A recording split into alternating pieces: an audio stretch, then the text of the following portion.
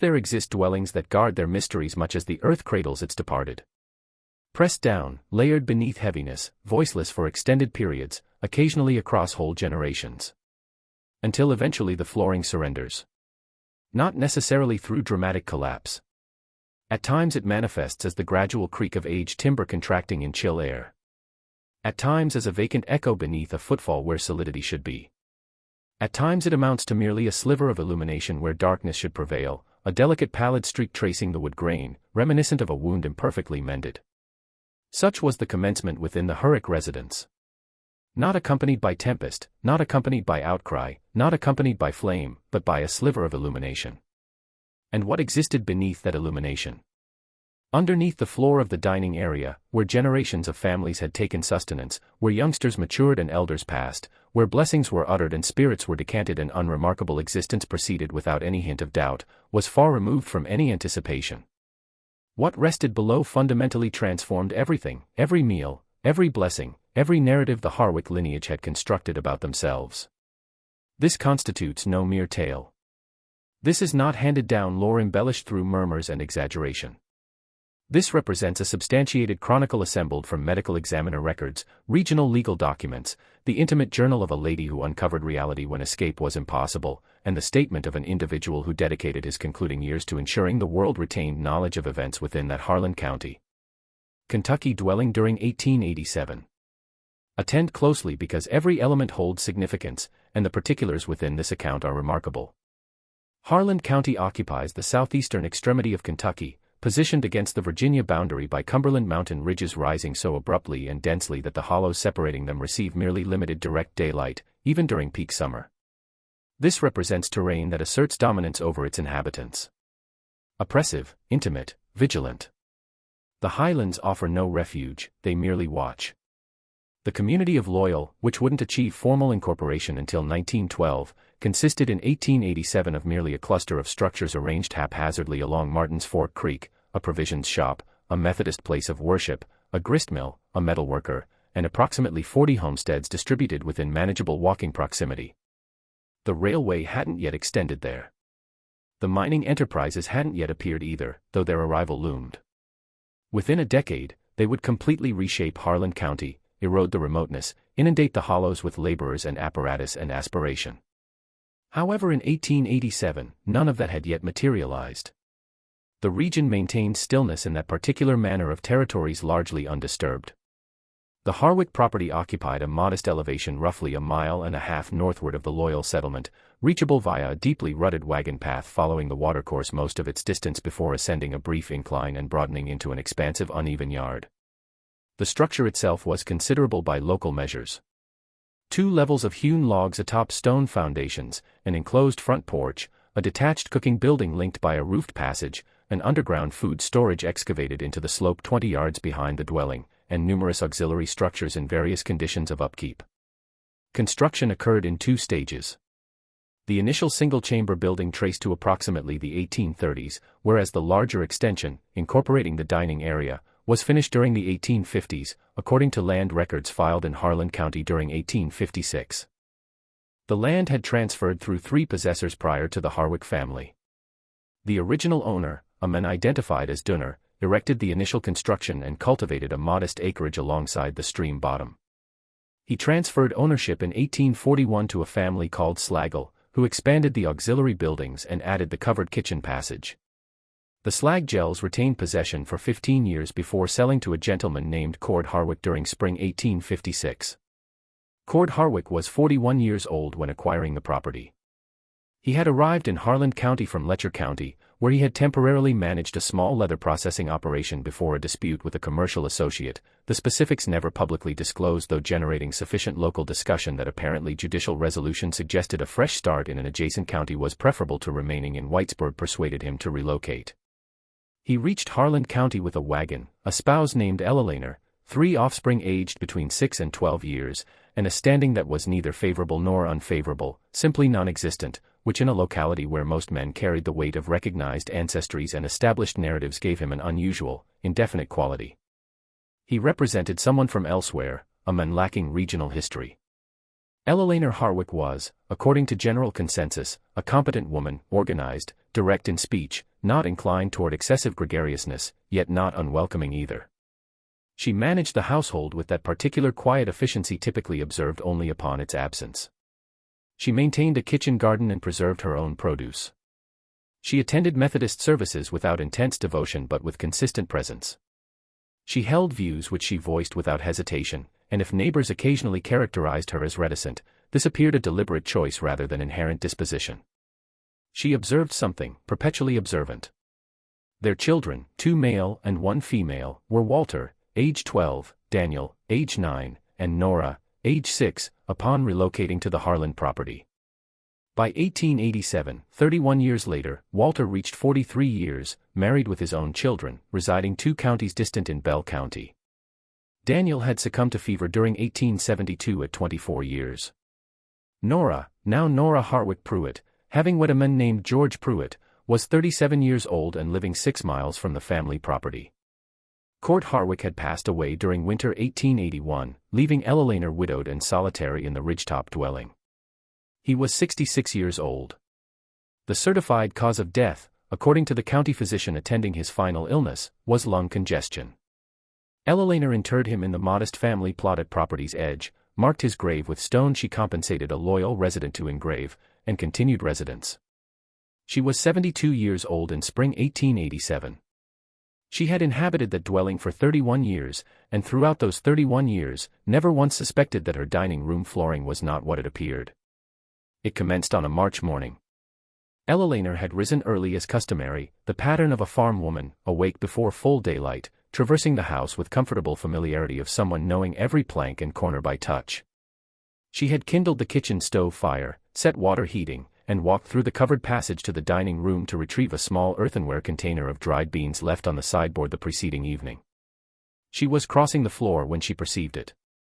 A hollow reverberation, not precisely a knock, not precisely an echo, yet something intermediate emanating beneath her right foot with each stride across a particular floor section near the chamber's center.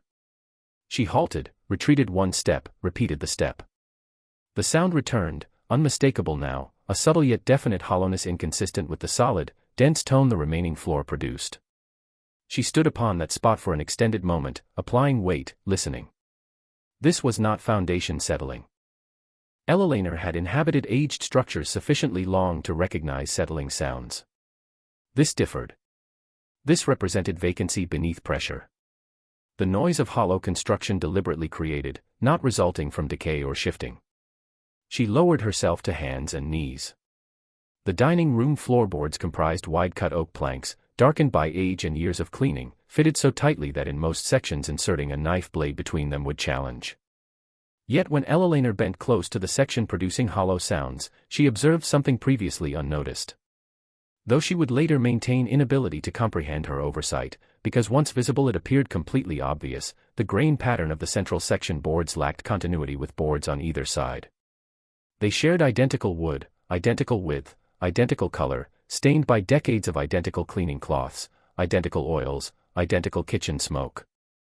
However, the grain direction differed. In bordering boards, grain curved and extended in lengthy flowing patterns of planks milled from ancient timber full of character and variation. Within the central section, approximately 4 by 3 feet as she would subsequently estimate, the grain appeared straighter, denser, more consistent, resembling boards cut from different trees, or boards fashioned for different purposes and positioned here to approximate surrounding wood as closely as possible. She pressed fingers along the section's edges. The separation between central boards and surrounding floor was so delicate as to be nearly invisible, yet present. A hairline division running along all 4 sides. An entry. Eleanor Harwick knelt upon her dining room floor in a dwelling occupied for 31 years, gazing at an entrance built into the flooring whose existence she had never suspected. She settled back upon her heels for considerable duration.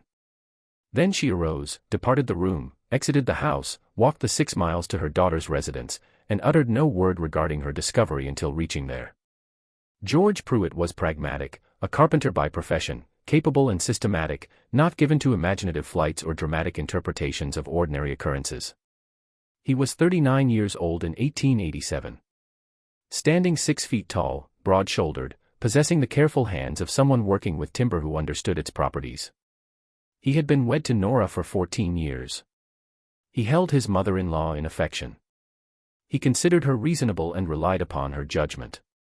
When Elelaner arrived at their door informing him of something unusual found beneath the dining room floor, George posed few queries. He donned his coat. They reached the Harwick residence during early afternoon, George and Nora together. George carried his tool satchel, brought from professional habit. If a floor panel required lifting, appropriate tools would be necessary to avoid damaging surrounding boards. Within the dining room, Elelaner indicated the section. George knelt, passed hands across it as she had, pressed downward, listened to the hollow response. Then he extracted a thin-bladed implement from his bag, carefully worked it along the section's edge, and verified Elelaner's finding. The separation was clean and exact. This wasn't a gap resulting from shrinkage or inferior craftsmanship. It represented a manufactured seam designed to fit snugly. He worked methodically, clearing the gap on all four sides, probing with fingers for any locking mechanism, any peg or pin securing it. He detected nothing on the north side, nothing on the east. On the south, near that edge's center, his finger contacted something yielding a small recessed catch built into the panel's underside, invisible from above without exploration. He depressed it. The panel shifted. Slightly, perhaps a quarter inch, sufficient to break the seal's fit. George looked toward Nora and Elelaner. Neither spoke. He gripped the panel edge with both hands and raised it. The panel was hinged on the north side. A pair of substantial iron hinges recessed so deeply into the wood as to be entirely concealed from above. It swung upward and over, resting against the floor with gradual, controlled motion immediately indicating to George quality craftsmanship. The hinges were engineered to bear the panel's weight without sagging, to swing cleanly without obstruction, and to permit open resting without falling closed. Beneath the panel lay a framed opening, roughly 3 by 2.5 feet, with framing mortised into surrounding floor construction so solidly that it would have supported table and chairs placed directly atop without any deflection. And below the opening, descending into obscurity, lay a staircase. Cut stone steps, narrow and steep, dropping at sharp angle into absolute blackness. The three knelt at the edge peering downward. The air rising from below was cold and motionless, carrying a faint complex fragrance none could immediately categorize. Aged earth certainly. And stone and something further. Something defying familiar classification. Something lingering at the throat's back, remaining there. How extensive is it? Nora inquired. George obtained a candle from the kitchen. He held it at the opening observing the flame. It bent slightly. A draft existed from below, barely perceptible, indicating the lower space connected to exterior air somewhere. He counted steps visible within candle's reach. 7. Then darkness. He looked toward Elelaner. Did your husband ever mention anything regarding this? Elelaner's expression matched neither's expectation. It wasn't surprise. It wasn't confusion. It was something more difficult to interpret than either. She regarded the opening in her flooring with an expression George Pruitt would later characterize in his testimony before the Harlan County Court as recognition absent comprehension. No, she said quietly. He never mentioned it. Then after a moment, she added something further, something George would repeatedly cite throughout following weeks. That would become among the most frequently quoted passages in county records pertaining to this matter. Yet I believe I understand its nature. To comprehend what Elelaner believed she had discovered, and to comprehend why she held that belief, requires stepping back from the ridgetop dwelling and examining the broader landscape surrounding it. Harlan County, Kentucky, occupies a distinctive geographic and historical position. Encompassed by mountains rendering large-scale plantation cultivation impractical, the county never developed the slave-based economy characterizing the bluegrass region and much of central and western state areas. Farms within Harlan County were modest and self-supporting. Slaveholding, though present, remained limited. The 1850 census recorded fewer than 120 enslaved individuals throughout the entire county, distributed across perhaps 20 households, most holding 2 or 3 persons rather than the dozens or hundreds typifying plantation counties north and westward. This didn't mean Harlan County lacked conflict regarding slavery questions. Proximity to Virginia, the state boundary ran barely 15 miles east of Loyal, generated particular tensions differing from plantation regions yet equally significant. The mountains isolating Harlan County from broader currents of state and national existence also created passageways. The ridgelines and stream valleys of the Cumberland Mountains had long been traversed by people moving without authorization. Individuals who had determined at enormous personal risk that assigned existence wasn't the life they would accept. The route through Harlan County wasn't among formally documented underground railroad pathways. Those more structured networks tended to pass through central and western state portions through Louisville and Lexington and northern river crossings. What traversed the southeastern mountains was something more informal, more improvised, more dependent upon individual human decisions made within darkness and silence. Mountain residents assisted fugitives not through organizational membership, not through receiving instructions or payment, but because when someone appeared at their door during night hungry and frightened, some individuals opened that door and some did not. The Harwick dwelling occupied a ridge with extended visibility in 3 directions. It stood 1.5 miles from nearest settlement. It possessed a root cellar and multiple outbuildings. It lay along a route where, if someone traveled northward through mountains on foot, would present a logical stopping point. What Ella Laner had suspected for considerable duration, and what she had never directly asked Court, and what Court had never disclosed, was that the men she married had been at some point before their Harlan County life together, involved in something warranting concealment. Not precisely criminal matters, not the sort leaving conventional records, but a history, a buried one. She had assembled it over 30 years from elements having no business fitting together as neatly as they did. A conversation overheard during summer 1858 when an unfamiliar man arrived at the property after dark, departing before dawn, and Court's expression watching him leave. A passage within Court's personal journal, discovered after his death, referencing arrangements, and the lower passage in terms too opaque for clear interpretation yet too specific for complete dismissal. Their dog's behavior, a large mixed hound named Barker, spending several nights during late 1850s and early 1860s positioned at dining room's north end with alertness she attributed at the time to something burrowing beneath the house. She had suspected something existed there. She hadn't known its form, and now she did. George Pruitt descended the stairs first with lantern. He moved slowly, placing feet carefully upon cut stone steps, testing each before committing weight. The stairs were solid. Stone was dry and stable, edges still sharp, showing minimal erosion. Someone had cut and laid them carefully, and whoever accomplished this knew their craft. 11 steps existed in total. George counted during descent. At bottom, lantern light spread into a low-ceilinged chamber cut directly into earth and stone of the ridge. Walls were shored with timber, aged timber, darkened by time, fitted against stone with wooden wedges driven into gaps preventing collapse. Floor was packed earth, hard and smooth. Ceiling, supported by same timber framework lining walls, stood roughly 6 feet at highest point, dropping slightly toward chamber rear. The space measured approximately 12 feet long and 8 feet wide. It wasn't empty. Against far wall, arranged with care immediately apparent even to someone not yet comprehending what they observed, rested several objects. A wooden platform raised off earthen floor on 2 low runners, the simple sleeping surface constructible within an afternoon from rough lumber. An iron hook set into wall supporting 2 folded wool blankets aged to tea color. On floor beneath the hook, a tin cup and tin plate, surfaces uniformly oxidized. A wooden box, low and flat, roughly small trunk dimensions, sitting against east wall with lid closed. And in corner nearest stairs, pressed into angle where east met south wall, as if positioned by someone considering carefully where most useful, a small iron stove, no more than 2 feet high, with pipe rising into ceiling disappearing. Not through dining room floor above, as George half expected, but through ridge stone wall itself, exiting, as George would determine through later examination, at a point approximately 15 feet east of the house, where chimney outlet was concealed behind dense rhododendron thicket grown against hillside over many years. George stood within chamber center, turning slowly holding lantern, comprehending what he observed. This was a space constructed for human occupancy, built with intention and care, designed for concealment, equipped for extended habitation. The stove vented sideways through mountain rather than upward, preventing smoke appearance above the house. The staircase was hidden beneath floor panel designed for invisibility. The chamber itself was cut sufficiently deep into ridge that no sound from within would reach surface. Someone had constructed this space enabling people to live within it without anyone above or outside knowing their presence. He climbed back up. Nora and Ella Laner sat at dining room table.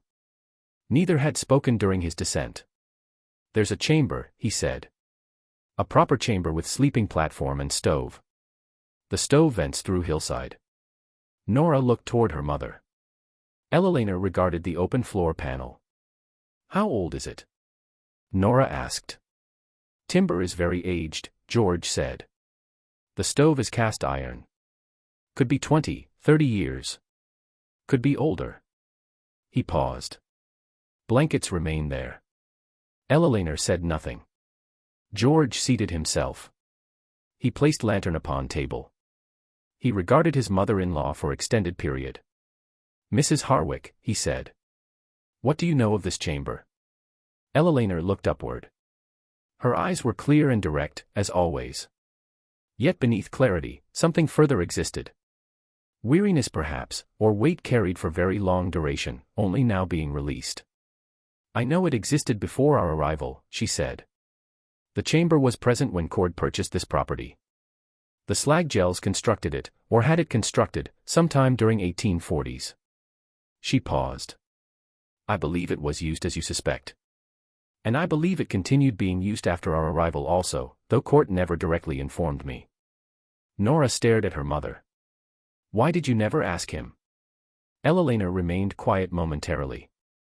Then because certain matters you do not verbalize, matters safer as silence. I recognized what the chamber represented in the way you know things never told. And I recognized that knowing directly, having it spoken, having it become conversation would endanger us all. She folded hands upon table. Those were different times, and you were children. George descended again. He needed to know box contents. Nora followed this time, despite his mild objection. She descended carefully, holding wall, and stood beside him in low chamber while he crouched before wooden box against east wall. It wasn't locked. The lid was secured by two simple iron clasps rusted to dried blood color, and George opened them with some effort, metal stiff and reluctant after years of cold and damp. Within rested objects arranged with evident care, not tossed in, not scattered, but placed as if someone had considered each item and deliberately chosen its position. Upon top lay folded oilcloth which George lifted and set aside. Beneath it lay a thin leather-bound book roughly palm-sized, its cover worn smooth at edges and leather cracked along spine. George opened it carefully. Pages were handwritten. Ink faded to pale brown. Handwriting variable, sometimes neat and deliberate, sometimes cramped and rushed, as if written under different conditions at different times. It was some form of record. Dates, initials, directions, numbers possibly representing distances, names of geographical features, creeks, ridges, occasional settlement names, and at intervals what appeared simple shorthand notations, paired initials, occasionally single words, sometimes nothing but small marks possibly ticks or crosses. George couldn't decipher most. Not through illegible writing, but because whatever system the writer employed for recording wasn't self-explanatory. It wasn't written for any future reader. It was written as private memory aid, intelligible only to someone already knowing referenced entries. Beneath the book lay a small collection of folded papers, various documents. George opened each carefully. First was torn half-sheet bearing someone's rough map showing trail through apparently mountain terrain with compass directions marked and 2 or 3 landmarks annotated in handwriting differing from journals. The map had been handled extensively. Fold lines were deep and soft, edges worn. Second was letter fragment, top half missing, commencing mid-sentence. And should you find yourself unable to proceed before weather turns, the lower chamber will accommodate too comfortably for as long as needed. The stove can be vented without revealing. You will find everything necessary. May God preserve you safely. No signature. Paper was water-stained and brittle. Handwriting belonged to educated person. Letters formed carefully, language chosen deliberately. Third document halted both George and Nora cold. It was complete letter on better quality paper than others, dated April 14, 1857, addressed to no named individual, but commencing with salutation to whoever occupies this place after me. Handwriting was precise and unhurried, ink darker than other documents, suggesting more recent composition than rest. George read it aloud, slowly in lantern light. To whoever occupies this place after me, I do not know your name, and you do not know mine. That is appropriate, less we know of one another, safer we remain. Yet I have found myself unable to depart without writing something, without leaving some record that this chamber existed and its purpose. Even if that record is never read by anyone not already present here. This chamber was constructed in year 1847 by a man whose name I shall not write. He built it for the purpose you understand. During years between its construction and present writing, it has been used 7 times to my knowledge. Number of persons passing through it totals 17. I have confirmed 9 safe arrivals. Of remaining 8, I possess no certain knowledge. I write this because I am departing this county. Circumstances of my departure render return unlikely. The house above has been sold. I do not know new owner or his sympathies. I have taken what I could carry. I leave the chamber as is with hope that whoever follows will understand its purpose and choose accordingly. I leave only one instruction. There exists a second chamber. I shall not describe its location. If you have need of it, you will discover it. If you lack need of it, better that you not know. May God grant mercy to everyone who has ever sheltered in this darkness and to everyone who chose to maintain light for them. The letter concluded there. George folded it and held it for extended moment without speaking. A second chamber, Nora said. George nodded. They regarded each other in lantern light within low stone chamber beneath dining room floor, and neither voiced what both contemplated. The discovery was reported to Harlan County Sheriff 3 days after George found floor panel. The delay was deliberate. Ella Laner had requested time, and George and Nora granted it without fully articulating reasoning. An instinct operated that none could easily explain, a sense that the chamber and its contents existed within historical category not entirely theirs to expose, that whatever decision they reached regarding the staircase and what lay at its base carried weight deserving consideration. By 1887, slavery had been abolished for 22 years. Civil War had concluded equally long. The Underground Railroad, to extent ever publicly acknowledged, was by then becoming subject of memoir and tribute rather than criminal investigation. Legal danger from housing runaway slaves had not existed for a generation. However, personal histories involved were another matter. Previous property owner, the man selling to Court Harwick in 1856, was named Rufus Slagle. Rufus Slagle was deceased. His son, a man named Clarence Slagle, was not. He was 61 years old and lived 4 miles from Loyal. He was by all accounts prominent and well-regarded county citizen. He had served 2 terms on county court. His family was known and respected. The letter within box had stated, this chamber was constructed in year 1847 by a man whose name I shall not write. It had stated, the house above has been sold. I do not know new owner or his sympathies. It had not named Rufus Slagle, but timeline was precise. The chamber was constructed in 1847 when Slaggels owned property. The letter was written in 1857 when Slaggels had just sold to Court Harwick. The letter writer, whoever they were, had been intimately familiar with chamber and its history, and had been associated with property at or just before sale time. George had no desire to initiate county-wide controversy regarding unchangeable history. Neither did Ella Laner, who had lived alongside whatever that history represented for 31 years and made her own decisions regarding silence. Neither, truly, did Nora, who instinctively understood that what lay within the chamber wasn't crime but conscience's act, and that whatever followed required careful handling. What compelled the matter wasn't moral obligation or legal requirement. It was the second chamber. Because during 3 days between George's descent into chamber and formal sheriff's report, George had descended again. He had examined chamber walls more carefully. He had spent afternoon with lantern, working hands along every timber shoring inch, and discovered the second chamber. It wasn't obvious. That requires clear statement. Whoever constructed it hadn't desired obviousness, and they had executed their work well. The joint was eye invisible. East wall timber shoring appeared, to any ordinary inspection, solid and continuous. Wedges driven into timber gaps were uniform and convincing. What revealed it, what George discovered after 2 hours' careful examination, was thermal anomaly. He noticed with his hand, not eyes. Working along east wall with palm flat against timber, he encountered a section roughly 4 feet wide and 5 feet high where wood temperature was perceptibly different from adjacent sections.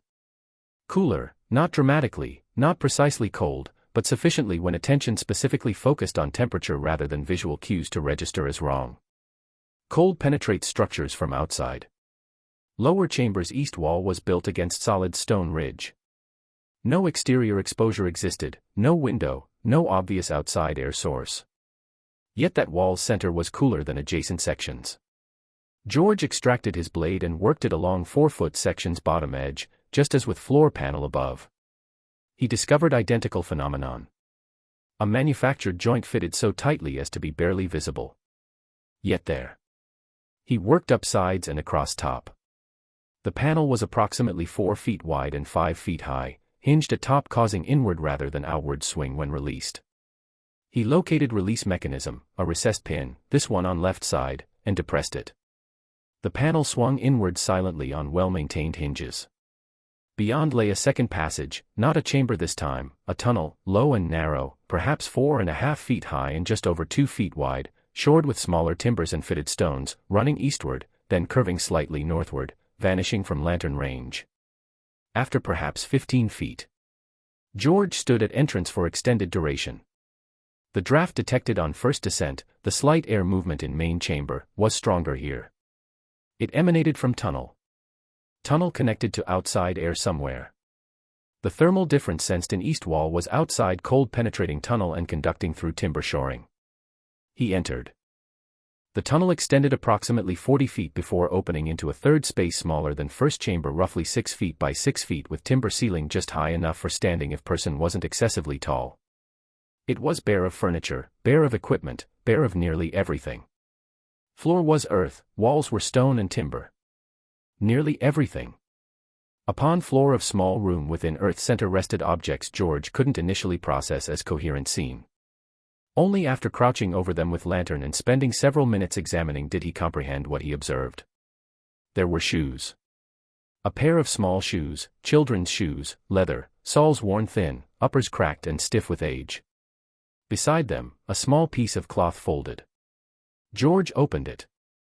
It was a child's nightcap, the small cotton head covering an infant or toddler might wear sleeping, its fabric aged to ivory color. And beneath cloth, upon bare earthen floor, rested a small wooden cross no more than 8 inches long, fashioned from 2 sticks of roughly equal thickness, bound together with twine length. The twine had been tied with particular care. It wasn't functional binding. The cross would have held together without it. It had been tied as someone ties something when taking time, when the act of tying itself constitutes meaning. George sat within second room, 40 feet from main chamber, 100 feet from house above, within core of Kentucky Ridge, holding lantern over those objects for extended duration. Then he replaced them exactly as found. He marked each object's position with small stones before moving them, enabling precise replacement. He didn't understand why this seemed important. It simply did. Then he returned through tunnel, into main chamber, up stone stairs, and informed his wife and her mother of his discovery. Sheriff Aldous Crane of Harlan County was 54 years old, county native, sheriff for 11 years, who during the tenure developed a philosophy regarding complexity expressed when pressed as follows. Some matters conclude, and the optimal approach is understanding them properly before setting them aside. He arrived at Harwick residence on a Thursday morning in late March, accompanied by deputy, a young man named Frederick Patton, 23 years old, deputized 6 months earlier. Crane entered, observed panel, descended stairs, traversed tunnel to second room, and spent approximately 40 minutes within the 2 underground spaces before returning. He seated himself in Eleanor Harwick's kitchen and consumed coffee she placed before him without speaking for several minutes. Then he posed 3 questions to Eleanor.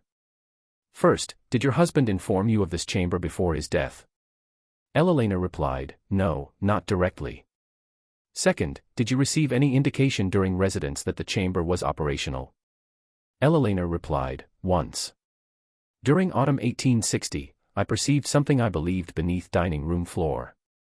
At night, I assumed an animal. She paused. I did not investigate. Third, is there anyone residing in this county whom you believe possesses knowledge of this chamber's usage? Eleanor regarded him steadily. I hold suspicions, she said, but would not declare without certainty. Crane nodded. He looked toward George. The documents within box. You have read them completely? Yes, George said. And I intend to deliver them intact. Good. Crane wrapped hands around coffee cup. I must investigate property history more thoroughly. Previous owners, the slag gels. I know the family. He paused again. I know Clarence. The name lingered momentarily without comment. Frederick Crane addressed his deputy. I require you to examine county deed records this week. Everything pertaining to this property from construction date, sales, surveys, anything additional. He looked toward George. And I require you to leave that chamber exactly as is. Remove nothing. Move nothing. Whatever exists below is part of history I intend to document properly. George nodded. Crane finished coffee. He rose, donned hat, walked toward door. He paused there and turned back. Mrs. Harwick, he said. You have resided in this dwelling for 31 years. I have, Eleanor said. And you never knew. I suspected, she said. But I never knew. Crane remained quiet momentarily. There exists distinction, he said. Sometimes significant. Then he departed. Clarence Slagle was by all observable measures successful. His father, Rufus, had been modest means farmer, comfortable, not wealthy, county respected as men attending church and settling debts, tend respected without particular distinction. Clarence had considerably exceeded his father's station. He had studied law in Barberville, returned to Harlan County during his 20s, established practice, married well. His wife was a woman named Hattie, whose father owned substantial acreage on Clover Fork, and over following decades became genuinely significant local figure. He had served county court. He had participated in organizing Methodist congregations' new building fund. He contributed to Loyal Union Academy, the small subscription school serving Loyal area. When strangers passed inquiring about county's leading men, his name arose. He was well-dressed, well-spoken, and entirely self-possessed in public situations. He possessed, in Era's language, the quality of a man who had determined precisely who he wished to become, and executed that decision without apparent difficulty. Sheriff Crane called upon him on March's final Tuesday, 9 days after initial report. He went alone without Frederick Patton, atypical for formal interview, but Crane deemed appropriate given discussed nature.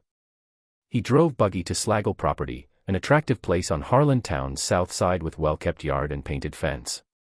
Hattie Slagle greeted at door and directed him to parlor where Clarence was reading. The two men had known each other over a decade. They weren't intimate friends.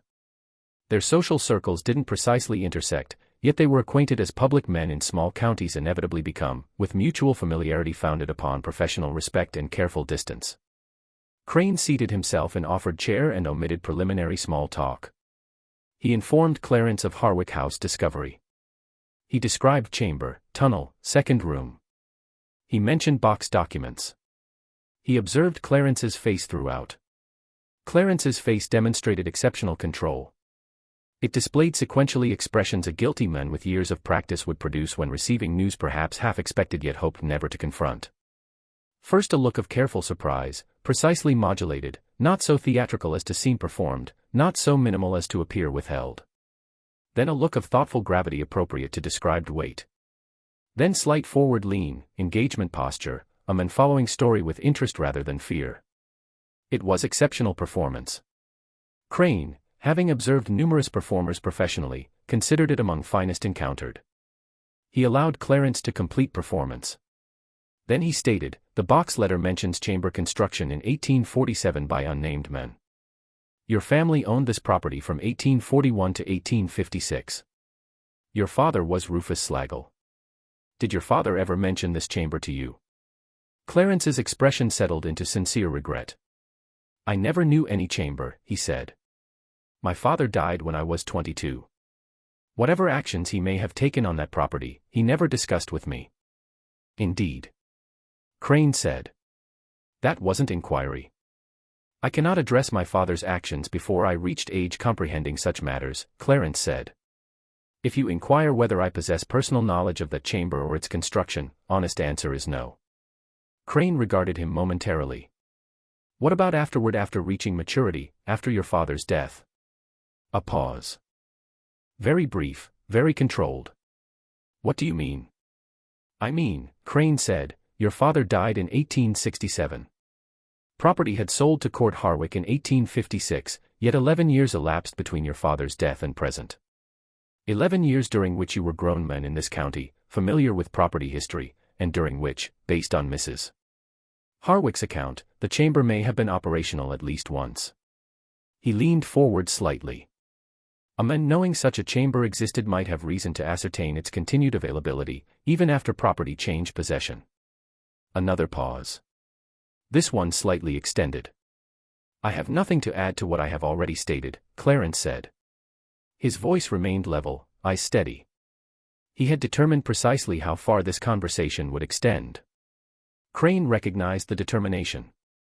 He nodded, rose, thanked Clarence for time, and drove back to Loyal office. That evening, he recorded an official log, called on C. Slagle regarding HR discovery. Slagle denies knowledge of chamber or construction. Denies any involvement after Father R.'s death 1867. Credibility of denial uncertain. No documentary evidence contrary at present. Matter requires further inquiry. He underlined final sentence. Further inquiry arrived from unexpected direction. Walter Harwick, Elaner's eldest son residing in Bell County, arrived in Harlan County 10 days after initial discovery. He had received Nora's letter describing findings. And had come as eldest child of aging parents arrives when significant events occur, dutiful and slightly delayed, full of practical concern, vaguely guilty regarding Bell County distance from Harlan County, carrying weight of imperfectly fulfilled family obligations. He was 43 years old, heavier than previously, with careful manner of a man spending 20 years operating a mill, learning precision in everything because mill imprecision costs fingers. He wasn't imaginative. He didn't traffic in mystery or speculation. He preferred documentation. He had brought from Bell County residents something unmentioned in correspondence. It was his father's journal, not the aid memoir from beneath floor box. That was record kept by whoever used chamber before Harwick's arrived. This was different document, a personal journal Court Harwick maintained much of his life, which Walter discovered among father's effects after Court's 1881 death, and retained unread through instinct, or perhaps fear it contained matters he wasn't prepared to know. He had finally read it during journey from Bell County to Harlan County in hired wagon over 2 days of rough mountain roads. He delivered it to Sheriff Crane on arrival morning. Crane read it in his office throughout following day and a half. The journal covered approximately 25 years from mid-1850s through late 1870s. Court Harwick hadn't been literary. His entries were terse and factual, more account book than confession, recording weather, transactions, farm yields, occasional local observations. Yet running through practical record, surfacing at intervals like current beneath still water, was something else. Court Harwick had known about the chamber from property purchase day, not through Rufus Slagle's sale disclosure. Court's journal clarified no such conversation occurred, that discovery was Court's own, within first occupancy week when he found floor panel during dining room repair. Yet he had immediately comprehended the chamber's purpose. He had descended, observed sleeping platform, stove, tunnel, and made a decision. He had left everything precisely as found. The journal recorded in its oblique and careful shorthand 4 additional chamber uses after Harwick's assumed occupancy. 4 times between 1857 and 1863, Court Harwick had opened dining room floor panel and permitted individuals descending into chamber beneath. He had carried food down evenings. He had maintained stove during winter. He had remained awake nights listening, aware that his actions, if discovered, could cost everything. He had not recorded names. Not once among 4 entries did he write any name sheltering in his house. Entries were brief to fragmentation. Chamber occupied 3 days, departed north, cold weather, roof repaired Friday, and omission deliberateness itself constituted documentation, evidence of a man comprehending exactly managed risk. The final entry pertaining to chamber was dated November 1863. It was longest among 4, and unlike others included something approaching emotional record. Last time. I think the route has changed and I do not know new contacts. Rufus's boy visited me last autumn regarding matter he would not state plainly, and I informed him plainly I did not understand his reference, and he departed. I believe he was investigating. I will not be investigated. What exists in this house and mine to decide its disposition. I have sometimes considered recording my knowledge, complete account, every name recallable, every direction given, every listening night. Yet I have reconsidered each time. Those individuals do not require their history recorded in discoverable document. They carried their own histories. They transported them north where they belong. I will state only this. The chamber served. It served 11 individuals over 6 years, of which 2 I knew safely reached intended destinations, and remainder I could only pray for. 11 individuals. That is a number I shall carry to my death. The chamber remains. I do not know what final disposition I will choose. Some matters are meant to persist. Crane positioned journal upon desk and sat with it extended duration. Then he sought Walter Harwick. Rufus's boy visited me last autumn regarding matter he would not state plainly. That line from Court Harwick's journal became investigation pivot. Crane had already noted during Clarence Slagle visit what he described as credibility of denial uncertain. He possessed a man who had approached Harwick property perhaps 1862 or 1863 based on Court's timeline inquiring about matter he would not state plainly. A man raised on that same property whose father owned it during period of initial chamber construction. A man who, when directly questioned, claimed chamber existence unknown. If Clarence had visited Court Harwick during 1862 or 1863, rendering Clarence approximately 37 or 38 at that time, and if his purpose matched Court's terse dismissal suggested, then question was why. By 1862, Civil War was second year. Slavery question, political and moral argument for decades, was now also artillery fire and military mobilization matter. Harlan County, like much of Mountain South, was deeply divided, not along neat geographic lines later memory would assign the conflict, but within communities and occasionally within families. Some county men had traveled south joining Confederate forces. Others had joined Union. Many had done neither, attempting neutrality the war rendered increasingly untenable. The chamber beneath Harwick dining room floor was constructed serving northward travelers. Question of whether it continued serving after 1861, and if so under what circumstances, was both morally and legally complex, in ways pre-war situation hadn't been. What had Clarence Slagle desired from Court Harwick during that wartime autumn? Crane contemplated this extended duration before determining approach. He returned to Clarence Slagle. This time he brought Frederick Patton. He brought Court's journal excerpt hand-copied, not original which he had secured as evidence, but precise transcription. He seated himself in Clarence's parlor in same chair as before, and read excerpt aloud. Clarence listened without expression. The journal identifies you as individual visiting Court Harwick during autumn 1862 or 1863 and inquiring about matter you would not state plainly. Crane stated, Court Harwick believed you were questioning about chamber. He informed you he didn't understand your reference. Clarence responded, I have no recollection of such visit. Do you lack recollection? Crane said carefully.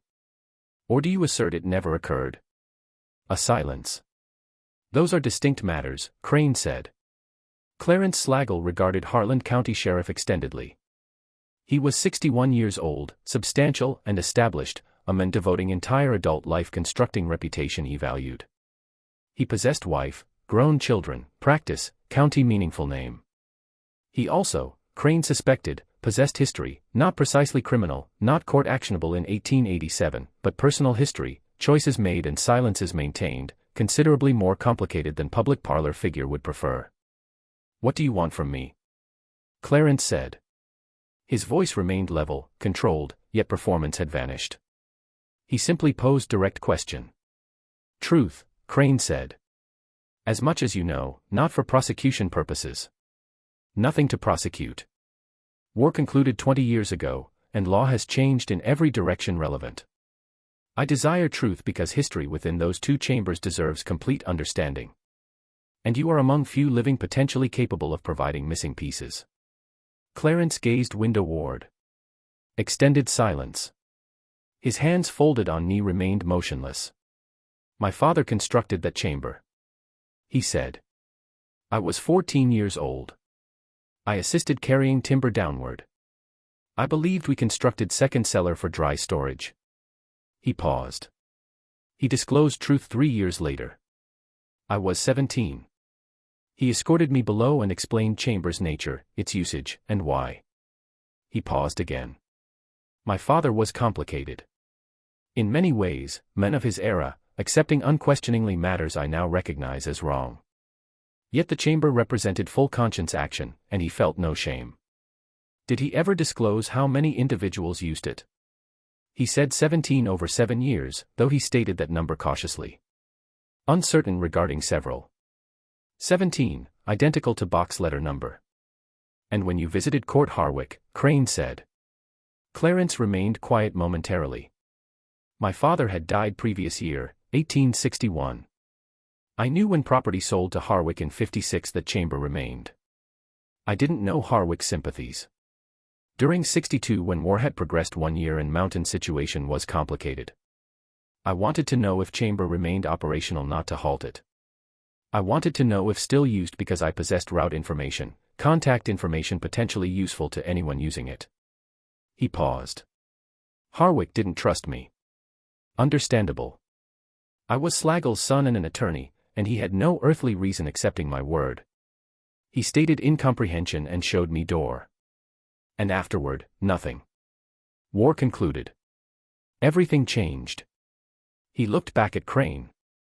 There was a child, he said. Crane remained still. In second room, Clarence said. The one at tunnel end. In 1849, when I was 23, a woman and child. Child was very young, perhaps 2 years. Woman had carried child entire distance from Carter County, Virginia, nearly 90 miles. She arrived at our property during cold October night. He paused.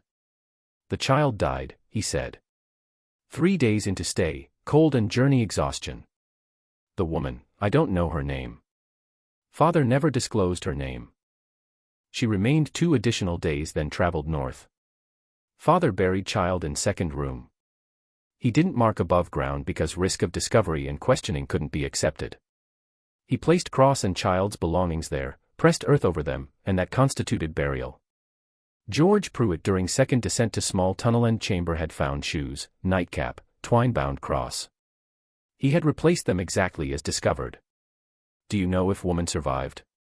Crane inquired. No, Clarence said. Father never learned. He searched years. Never discovered. The box letter, to whoever occupies this place after me, had been dated April 14, 1857.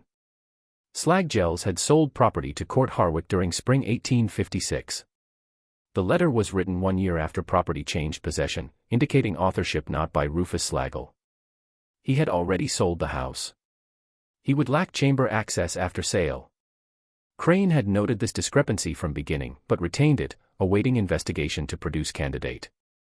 When he reread letter after second Clarence conversation, he noticed something previously unnoticed, or rather noticed but not yet processed. Handwriting. He possessed at this point 3 documents in identical hand. Box journal, the route and initial memory aid, letter fragment commencing, and should you find yourself unable to proceed before weather turns. And complete letter addressed, to whoever occupies this place after me. Same person authored all 3, and that person wasn't Rufus Slagle because Crane discovered deed signed by Rufus Slagle in county records with mismatched handwriting. Handwriting belonged to educated person. Language belonged to educated person. May God grant mercy to everyone who has ever sheltered in this darkness and to everyone who chose to maintain light for them. That wasn't farmer's language. It was language of someone trained in careful expression. Crane asked Clarence Slagle whether his father ever had associate, partner, confidant, anyone possessing chamber knowledge and closely connected to property. Clarence thought extendedly. Then there was a minister. He served loyal area from approximately 1845 to maybe 1858. His name was Alden Price. Welsh family from somewhere in Western Virginia originally. Educated, studied theology somewhere, I believe, though never formally ordained in any denomination. He simply called himself minister. Clarence paused. He was father's friend. He visited property many times. He knew about chamber. Crane located Alden Price's handwriting in Methodist congregation at Loyal Archives. Several meeting minutes written in minister's hand during tenure. Handwriting precisely matched box documents. Alden Price had maintained chamber usage records. Alden Price had written the letter. Alden Price had been the person knowing routes, knowing contacts, managing practical realities of what Rufus Slagle constructed and others utilized. And Alden Price had departed county in 1857, and according to every record Crane located, never returned. The box's memory aid, the small leather journal of routes and initials, proved more decipherable than initially apparent. It required a key, which Crane eventually developed with Walter Harwick's assistance over several evenings, and once decoded produced meticulous record. 17 individuals over 7 years from 1847 to 1854. Entries were brief, date, paired or grouped initials, travel direction, occasionally notation. Arrived well or, continued 2 days, or in 3 cases. A small mark Crane and Walter agreed after extended consideration almost certainly indicated outcome uncertainty. 17 individuals, men and women, and at least 2 cases, one being child whose cross still lay in second room earth, children from Virginia, most based on directional notations. Traveling north toward central and northern Kentucky river crossings and from there toward Ohio toward Indiana toward whatever continued life they could construct beyond laws claiming ownership of them. Crane couldn't identify any of 17 from initials alone. No cross-reference, no additional documentation, no means of determining which of 17, if any, arrived at destinations. He corresponded with contacts in several Ohio and Indiana counties, describing findings, inquiring whether any local records indicated persons of approximate timing and origin settling those areas. He received over following months 2 cautious responses. One from clerk in Athens County, Ohio. One from minister in Shelby County, Indiana. Yet neither definitively connected to Harlan County Chamber. The 9 safe arrivals the letter mentioned, I have confirmed 9 safe arrivals, remained unconfirmable. What could be confirmed, and what Crane documented with considerable care, was physical record. Chamber, tunnel, second room, sleeping platform, stove with concealed ventilation, wooden box with contents, earth cross. He recorded it all in Harlan County official log, in clear methodical prose of a man understanding that record itself constituted obligation. Deposition from Eleanor Harwick, her formal statement regarding suspicions and timing, and distinction between suspecting and knowing was inscribed in same record. Deposition from Clarence Slagle, who voluntarily attended office and dictated full account of father's disclosures and personal knowledge. Transcriptions from Court Harwick's journal. Authenticated handwriting comparison establishing Alden Price as box document author. It was most complete account producible 30 years post-fact of a small informal station in pre-war South's mountain routes. It didn't account for everything. It couldn't name 17. It couldn't confirm 9. It couldn't locate Alden Price or determine his 1857 destination or subsequent fate. Yet it established what occurred within that house. And it established, and this was the detail Crane returned to more than any other during years after formal investigation concluded, that it was accomplished in silence, not through organization, not with official sanction, not with recognition, in silence, in cold, in darkness, by ordinary people who had decided to open a door. Investigation formally concluded during August 1887, 5 months after George Pruitt lifted dining room floor panel. Crane's official record extended to 37 handwritten pages. He filed it with county court, retained copy for personal archive, and provided Eleanor Harwick with summary. Eleanor read summary at kitchen table with Nora beside her during warm late August afternoon. With windows open and creak sound audible from below ridge, she read without comment, turning pages carefully, face controlled as always. When finished, she folded neatly and placed upon table. 31 years, she said, and I consumed meals above that chamber for 31 years. Nora regarded her. Does that trouble you? Eleanor considered. Genuine reflection, not deflection. No, she finally said. It doesn't trouble me. What troubles me is that I didn't know. What troubles me is that court couldn't inform me. She paused. He didn't inform me because he lacked trust that I would comprehend significance. Or perhaps because he considered knowing would burden me. Either way, he carried it alone 30 years, and now he is deceased. And chamber individuals are gone. And only one remaining to account for any of it is an old woman who didn't know. You suspected, Nora said. Suspecting isn't knowing, Eleanor said. She remained quiet extendedly. The child in second room, she said. Child buried at tunnel end earth. That child has been beneath my house 40 years. Neither spoke. "I desire proper burial," Elelaner said. "Whatever possible, I desire that child receive proper burial." She looked toward Nora. "Will George arrange it?" "Yes," Nora said, "he will."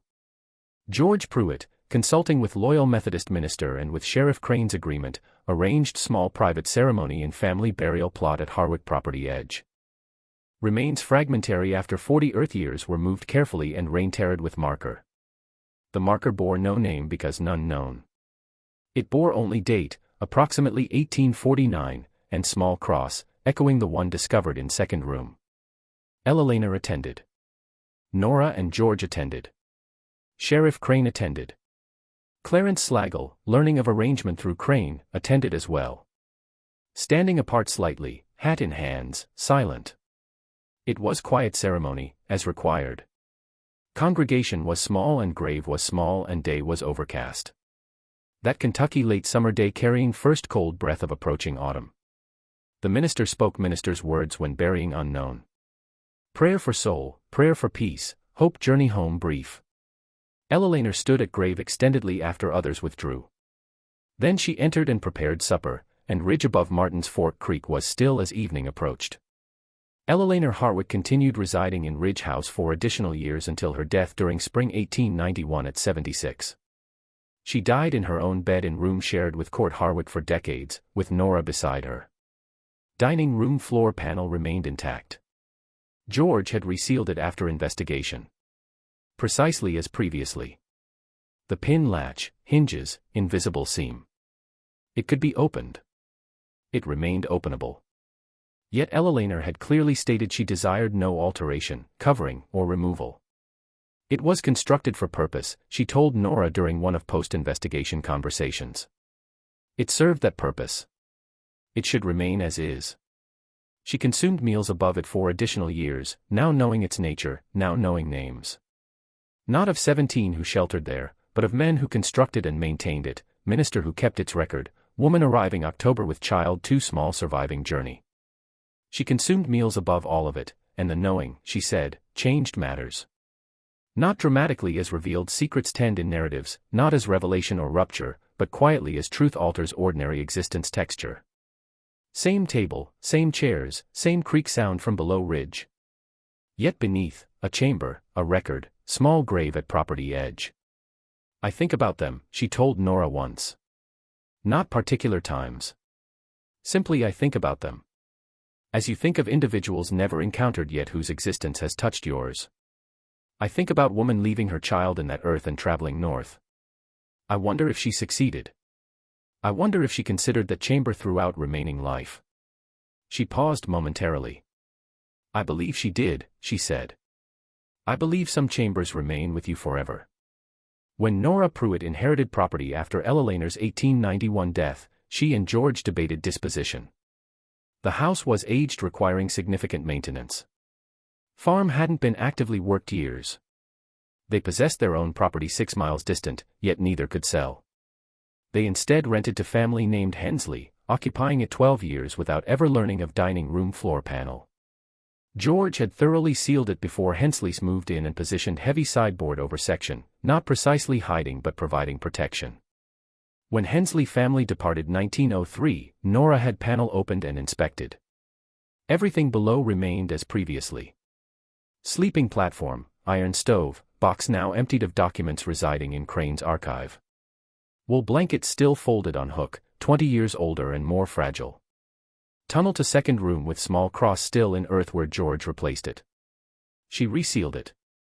She placed new marker at family plot grave, replacing weathered original stone. Sheriff Aldous Crane died 1899 after serving Harlan County Sheriff 23 years. The compiled record, 37 handwritten pages with complete accounts, depositions, handwriting comparisons, passed into County Court Archive where it remained. His deputy, Frederick Patton, by 1899 having become county clerk, ensured record preservation and proper filing. Walter Harwick, who brought Father's Journal from Bell County and participated in investigation, authored his own discovery account in 1895, a decade after facts. It wasn't published. He wrote it for himself, he stated, and for his children, by then grown, inquiring about grandmother's chamber accounts from her final years. The account extended 40 pages in careful precise hand of a mill operator understanding accurate record value. Walter's account included detail absent from official documents. His personal recollection of conversation with Father, Court Harwick, during late summer 1878, 3 years before Court's death. Walter was 34 years old. He had visited parents and spent several days at house. One evening, sitting on porch after supper with Father while Elelena remained inside, Court had said something Walter hadn't fully comprehended then. "I maintained a good house," Court had said. "It was good before my arrival. I kept it good. That's all any man can do."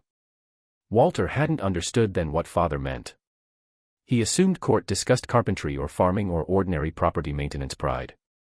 He understood now. "It was good before my arrival. I kept it good."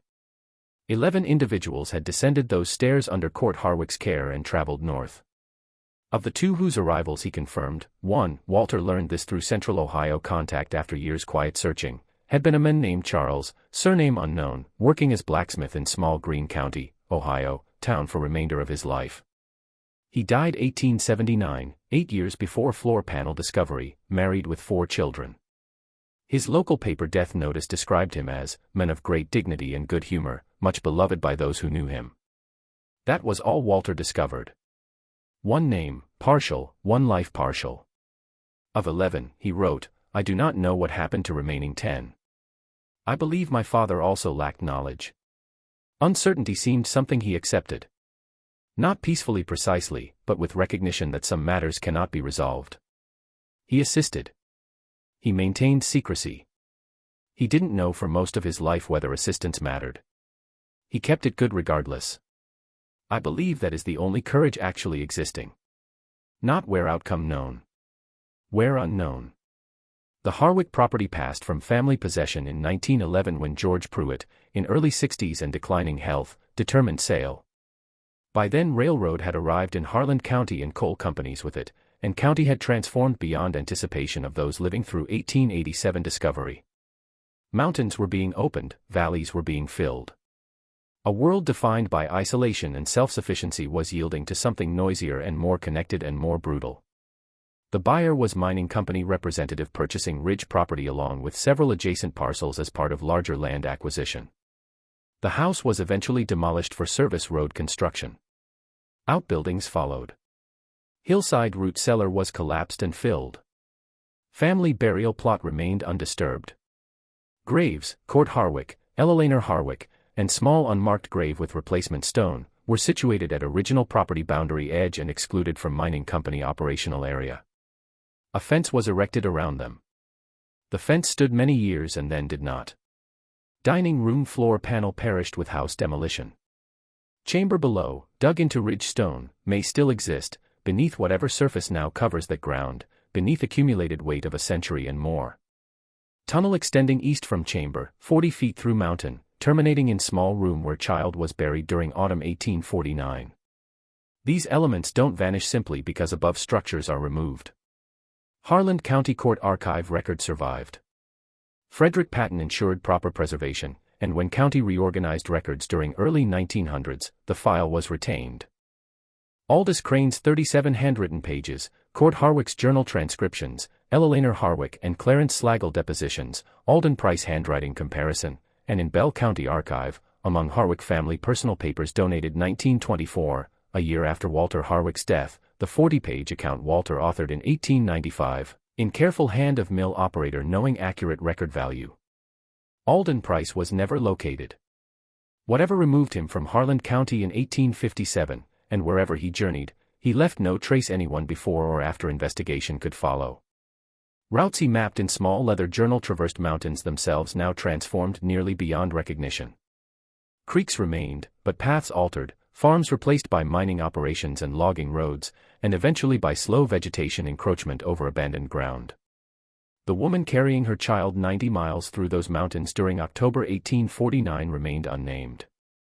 She had passed through chamber and traveled north and vanished into whatever life she constructed or failed beyond documentation reach. Her child was buried in Kentucky. She was elsewhere. 17 individuals, 9 confirmed safe arrivals. One partial name recovered decades later in Ohio County paper death notice, man of great dignity and good humor, much beloved by those who knew him. And beneath dining room floor, hidden 31 years from woman consuming meals above it, cut stone staircase descending into darkness. Constructed not for secrecy's own sake, but for oldest reason humans build hidden things, because people existed needing concealment, and someone chose to build. Floor panel was lifted during spring 1887. Stone stairs descended 11 steps to low ceiling timber and earth chamber. Chamber was clean. Stove was cold. Blankets remained folded on hook. Tunnel extended east 40 feet through mountain. At tunnel end, in earth of small room unentered for 30 years, a cross was twine bound. Someone had tied it carefully. As one ties something when the act of tying itself constitutes form of